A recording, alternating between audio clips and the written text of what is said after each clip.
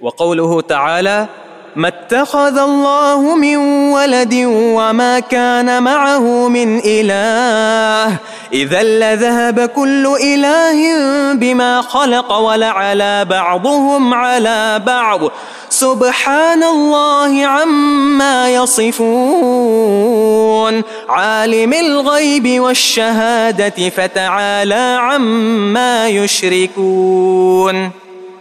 یہ وہی مضمون ہے جو پیچھے سے چلا آ رہا ہے، یعنی شرک کی نفی. اللہ تعالیٰ کا کوئی شریک نہیں، اس کی حکومت میں بادشاہت میں کوئی شریک نہیں. فرمایا کہ متخذ اللہ من ولد، اللہ نے کوئی بچہ نہیں بنایا یا پکڑا، اس کی اولاد نہیں ہے. یہ من جو ہے نا یہ تاکید کر رہا ہے، اس میں یعنی تنکیر اور ایک تاکید کا اندازہ، کوئی اس کی اولاد نہیں. وما کان معہ من الہ، یہ من بھی تاکید کا، اور کوئی اس کے ساتھ کوئی الہ نہیں ہے کوئی بھی. یہ من میں یعنی جو عربی کا ذوق رکھتے ہیں وہ اس من سے ایک عجیب لذت محسوس کریں گے. اس میں ایک اتنا عموم اور ایک حصریہ اور تاکید کا انداز ہے، اس کے ساتھ کوئی الہ نہیں، نہ کوئی آسمانوں میں، نہ کوئی زمینوں میں، نہ کوئی خشکی میں، نہ کوئی تری میں، نہ کوئی زندہ، نہ کوئی مردہ، کوئی معبود نہیں. اگر ہوتا اذا لذهب کل الہ بما خلق، تو ہر معبود لے جاتا اپنی مخلوق کو، الگ ہو جاتا. ولا علی بعضهم علی بعض، اور دنیا کے بادشاہوں کی طرح ایک الہ دوسرے الہ پر غلبہ پانے کی کوشش کرتا. لیکن کتنا کائنات کا نظام استقرار پر قائم ہے، سارا نظام استقرار پر قائم ہے. سورج طلوع ہو رہا ہے، غروب ہو رہا ہے، ستاروں کا نظام، چاند کا نظام، کھیتی باڑی، اناج، بارشوں کا برسنا، ایک نظام کے ساتھ سب جاری ہے. اگر کئی الہ ہوتے، ہر الہ اپنا حصہ لے کر الگ ہو جاتا اور ہر الہ دوسرے پر غلبہ پانے کی کوشش کرتا.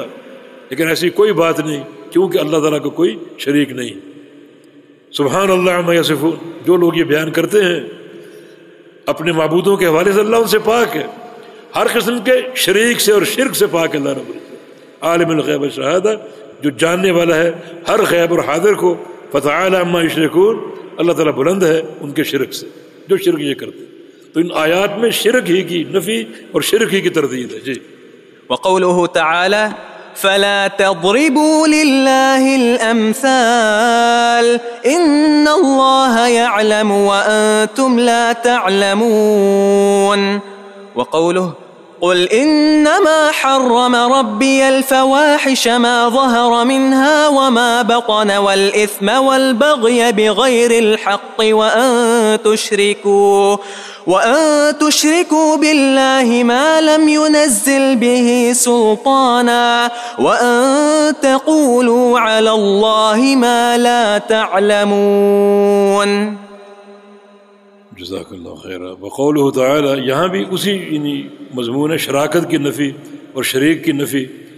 فرمایا کہ فلا تضربوا للہ الامثال، مت بیان کرو اللہ کے لیے مثالیں، اللہ تعالیٰ کے لیے مثالیں مت بیان کرو.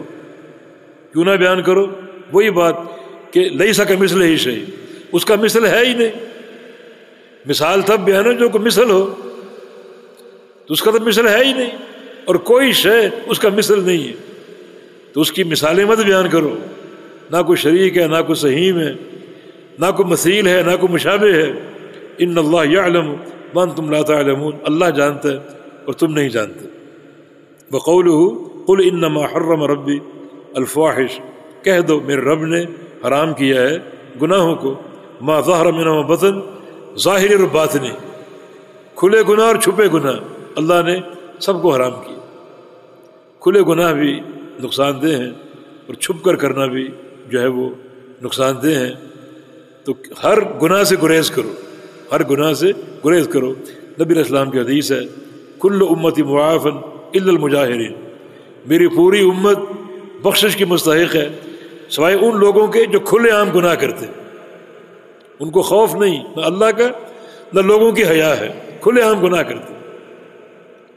اور مجاہر کی ایک تفسیر یہ بھی ہے کہ گناہ تو چھپ کر کرتے ہیں مگر پھر اپنے دوستوں میں ڈھینگے مارتے ہیں کہ رات میں نے یہ کیا اور وہ کیا. یہ بھی ایک جہر کی صورت ہے، ان کے لیے معافی نہیں ہے. اور چھپ کر کرے وہ بھی خطرناک بات ہے، خطرناک صورت۔ نبی علیہ السلام کی حدیث ہے کہ میری امت کے کچھ لوگ قیامت کے دن آئیں گے جبال تہامہ کے برابر نیکیاں لے کر، یاتون باعمال کامثال جبال تہامہ، تہامہ ایک پہاڑی سلسلہ، ان کے برابر نیکیاں لے کر آئیں گے، لیکن یجعلہ اللہ ھباء منثورا، اللہ ان تمام نیکیوں کو ذرے بنا کر بکھیر دے گا، ضائع کر دے گا۔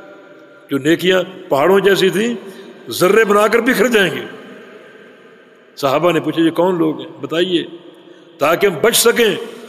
فرمایا کہ یہ وہ لوگ ہیں جو لوگوں کے سامنے پارسا تھے، اور جب ان کو تنہائی میں موقع ملتا اللہ کی حدوں کو پامال کرتے، اذا خلو بمحارم اللہ انتہکوا، تنہا ہوتے تو اللہ کی حدوں کو چن چن کر پامال کرتے، اور لوگوں کے سامنے آتے بڑے پارسا بن کر، بڑے متقی بن کر، جب الگ ہو جاتے خلوت میں آ جاتے تو ایک ایک گناہ چن کر وہ کرتے، مانا لوگوں کو دکھانے کے لیے اچھا روپ اور اللہ کو دکھانے کے لیے گندا روپ۔ یہ لوگ کیسے بخشش کے مستحق ہو سکتے ہیں؟ تو اللہ تعالیٰ نے ان تمام فواحش کو حرام کر دیا ہے، والاثم والبغی، اور گناہ کو اور ہر قسم کے ظلم کو، وان تشرکوا باللہ ما لم ينزل به سلطانا، اور اللہ نے حرام کر دیا کہ تم اللہ کے ساتھ شرک کرو جس کی کوئی دلیل نہیں۔ اس سے یہ ثابت ہو رہا ہے کہ شرک کی کوئی دلیل نہیں، شرک کی کوئی دلیل نہیں۔ کوئی دلیل پیش کرتا ہے وہ جھوٹا اور کذاب ہے، اس لیے شرک پر مناظرہ یا مجادلہ، اپنی بات آپ پیش کر دیں اور آپ یہ توقع رکھیں کہ چلو سنو تو صحیح، ہو سکتا ہے کوئی دلیل پیش کر دے ہمیں سمجھ آ جائے، نہیں، شرک کی دلیل ہے ہی نہیں، شرک کی دلیل ہے ما لم ينزل به سلطان، اللہ تعالیٰ نے شرک کی کوئی دلیل نہیں اتاری، مشرک کے پاس اپنے اس عمل کی کوئی دلیل نہیں۔ وَأَن تَقُولُوا عَلَى اللَّهِ مَا لَا تَعْلَمُونَ، اور اللہ نے یہ بھی حرام کیا ہے کہ اللہ پر کوئی ایسی بات کہو جو تم جانتے نہیں۔ کیا تم جانتے ہو کہ فلاں اللہ کا شریک ہے؟ کس ضابطے کے تحت؟ یہ تمام چیزیں محرمات ہیں۔ تو اس میں بنیادی چیز جو صاحب کتاب شیخ الاسلام کا مقصود ہے یہ ہے کہ ہر قسم کے شرک کی نفی، اللہ کا کوئی شریک نہیں۔